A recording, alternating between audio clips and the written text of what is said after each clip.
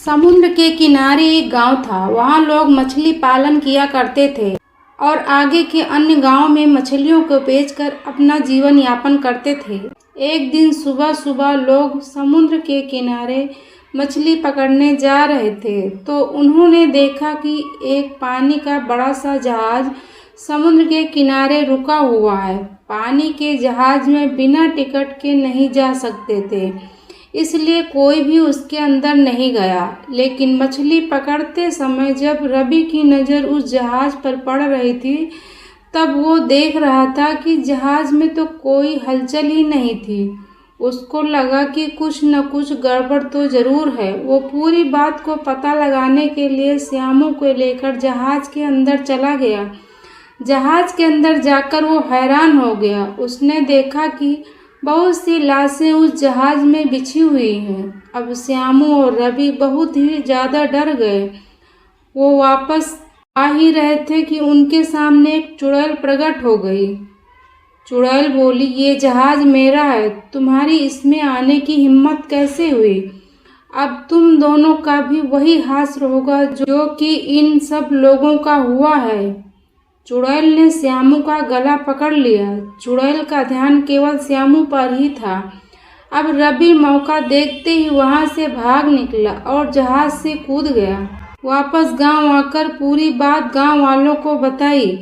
सभी गांव वाले गांव में एक भूतिया जहाज के आने से बहुत सहमे हुए थे। तभी एक महिला भी दौड़ती हुई उस गांव में आ पहुंची। गांव के बाबा भी वहीं उपस्थित थे। उस महिला ने बताया, जहाज में जो लड़की है वो चुड़ैल नहीं है, वो मेरी बेटी है। उसके अंदर किसी राक्षस ने प्रवेश कर लिया है। कोई मेरी बेटी को बचा लो। वो रो रो कर बोली। अब बाबा ने अपनी शक्तियों का इस्तेमाल किया और सब कुछ पता लगाया। बाबा बोले, वो महिला सही कर रही है। वो जहाज दो दोस्तों का था। एक दोस्त ने धोखाधड़ी से अपने ही मित्र को मार डाला ताकि पूरे जहाज पर वही कब्जा कर सके। अब उसका दोस्त बन गया राक्षस, लेकिन उसके पास शक्तियां नहीं थी। वो किसी को छू नहीं सकता था, अतः उसे शरीर की आवश्यकता थी। जब ये महिला और अन्य लोग उस जहाज में सफ़र कर रहे थे तो उस राक्षस ने उसकी लड़की के अंदर प्रवेश कर लिया है और इसकी लड़की ने चुड़ैल का रूप धारण कर लिया है और अपने दोस्त सहित सभी को मौत के घाट उतार दिया। महिला ने कहा, बाबा जी, आप तो अंतर्यामी हैं, कृपया मेरी बेटी को बचा लें।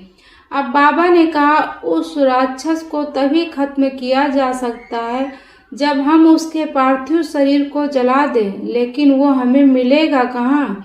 तब महिला बोली, बाबा जी, राक्षस एक लाश को बहुत ही संभाल कर रखता है। मैंने वो देखी है, शायद वही उसकी लाश होगी। बाबा जी उस महिला को लेकर उस जहाज में चढ़े और चुपके से जहाज के उस कमरे में चले गए जिसमें राक्षस की लाश थी। उस लाश को छूने तक ही चुड़ैल वहां पहुंच गई। चुड़ैल ने स्वामी जी की शक्तियों से मुकाबला किया। वो हार गई। बाबा जी ने कुछ मंत्र पढ़े और राक्षस महिला की बेटी के शरीर से निकल गया। अब राक्षस लाचार था। बाबा जी ने अब उसकी लाश को जला डाला। उसको अब मुक्ति मिल गई। महिला की बेटी भी बच गई। दोनों ने बाबा जी का धन्यवाद दिया और अब सब खुशी खुशी अपने घर चले गए। तो दोस्तों, ये कहानी आप लोग को कैसी लगी कमेंट करके हमें ज़रूर बताएं। मिलते हैं आपको एक नई वीडियो में नई स्टोरी के साथ। तब तक के लिए बाय बाय।